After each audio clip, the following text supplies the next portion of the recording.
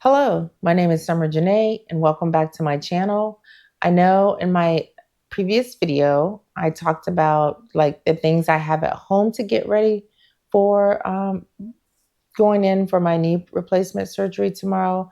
But now I just want to talk to you about some things that I'm either going to take to the hospital with me and coming home that need to be considered for anyone who may be having a knee replacement surgery. So the things I want to talk to you about are I was told I need to pack a bag just in case I have to stay overnight. So what am I including in that overnight bag? For sure, I'm going to include some PJs, a change of underwear, my personal hygiene kit, which will include some soap and lotions that I can use after my procedure, and if I get when I get up and take a shower the morning after, if I am in the hospital.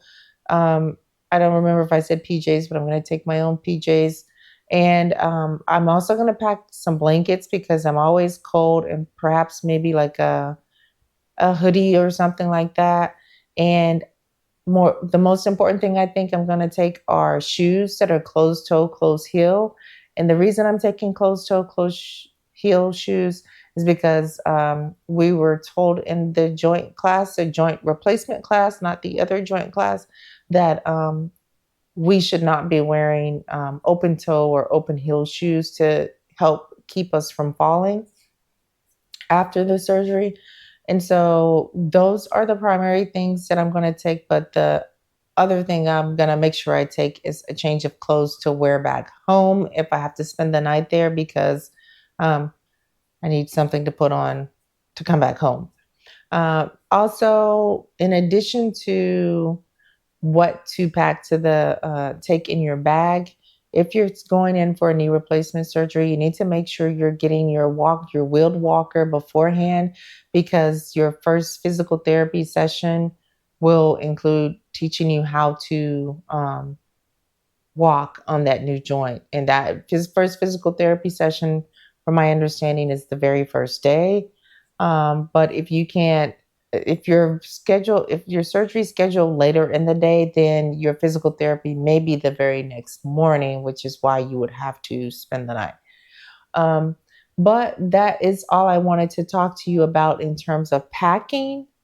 Um, for in terms of clothes and your personal hygiene kit. Don't forget your toothbrush and your toothpaste and mouthwash and floss and all that good stuff. And I would say you might want to consider the vehicle you ride home in. So like the car you take, you won't be able to drive yourself home. So whoever is coming or whomever is coming to pick you up, I would make sure that they have like a car that isn't sitting too low, but a car that isn't sitting too high that you have to climb into. So if you have to climb in to sit down or climb up to get in there, those are probably not the right people to come and pick you up. You need to get one where you can kind of just glide in, like maybe a mid-sized SUV or something of that nature, or a crossover vehicle. If you have one or you know someone that has one of those, see if that person can come and pick you up to kind of help make it easier for you to get in and out of the car. That is all I wanted to talk to you about today. I know I said I'd be really quick, and I'm just getting in and getting out, giving you this quick video on the leaving the hospital, if you will, so that you can kind of think about those things ahead of time and be prepared as you're prepping for your surgery, for those of you who may be having surgery. That's all I have today. Thank you so much for joining, and have an amazing rest of your day. Go be great.